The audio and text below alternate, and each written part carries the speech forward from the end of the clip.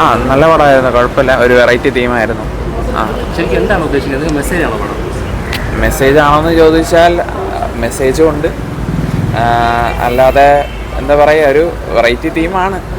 ആദ്യം ഫസ്റ്റ് ഹാഫൊക്കെ ഓക്കെയാണ്. ഭക്തിസാന്ദ്രമായിട്ടുള്ളൊരു സാധനമാണ്. എന്ന് വെച്ചാൽ ബൈബിളിനെ ആസ്പദമാക്കി അതിൻ്റെ അത് പറയുന്ന കുറച്ച് വാല്യുബിളായിട്ടുള്ള കോർ സാധനങ്ങൾ വെച്ച് അവർ ഡെവലപ്പ് ചെയ്ത് കൊണ്ടുവന്നൊരു തീമാണ്. ശരിക്കും ഓഡിയൻസിന് കണക്റ്റ് ആവുന്ന രീതിയാണ്.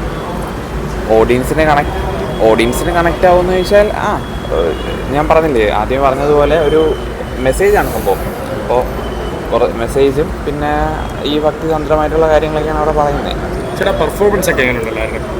പെർഫോമൻസ് ഒക്കെ എല്ലാവരും പുതുമുഖ നടന്മാരാണ്. ഓക്കെ, അപ്പോൾ അവരുടേതായ അവർ ബെസ്റ്റ് ചെയ്തിട്ടുണ്ടെന്നാണ് തോന്നുന്നത്. കാലത്ത് കണ്ടിരിക്കേണ്ട ഒരു പടം തന്നെയാണ്.